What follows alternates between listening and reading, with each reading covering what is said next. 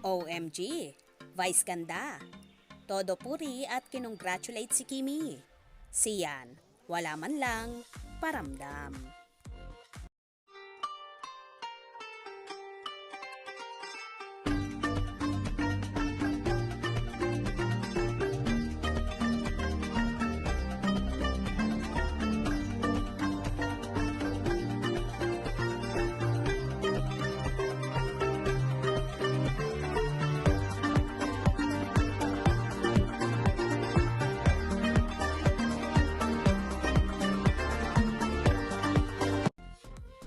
Isa nga ang TV host at unkabogable star na si Vice Ganda at ang iba pang It Showtime host sa nag-congratulate kay Kim Chiu at tinawag na The Digital Streaming Queen, kung saan so proud si Vice sa kanyang daughter na si Kimi. Todo rin naman ang naging pasasalamat ni Kimi kay Vice, kung saan niyakap niya ito. Nagpasalamat din ang aktres sa lahat ng kasamahan sa naturang show.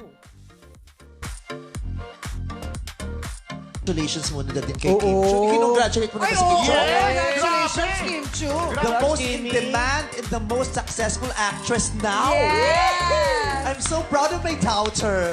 Diba? Thank you! Alam Naging matagumpay kasi ang seryeng Linlang na pinagbibidahan ni na Kim Chiu, Paolo Avellino, J.M. De Guzman, Kayla Estrada, Maricel Soriano at marami pang iba.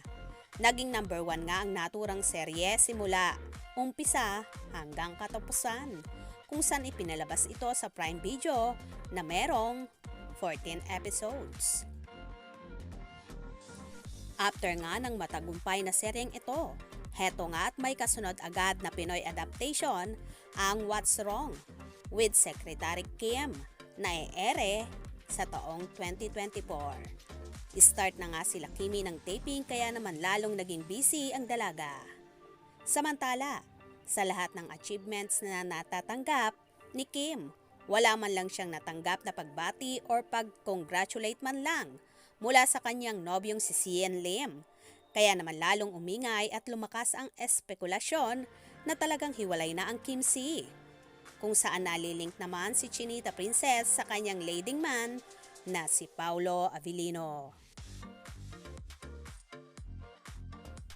Anyway, sa halip naman na pagtuunan ni Sian ang issue sa kanilang hiwalayan, ay ipinofocus na lang niya ang kanyang sarili sa pagdiderehe at sa pag-gym, na ayon pa nga sa ilang fanay, ay panay ang kuda ng aktor at paikot-ikot pa kung ano-ano rin ang pinopost ng actor-director sa kanyang Instagram account, sa halip na diretsuhin na lang daw na sagutin ang katanungan tungkol sa estado ng relasyon nila ni Kim Chiu, para raw matapos ng usapin at magkanya-kanya na silang move on kung totoo mang hiwalay na nga sila.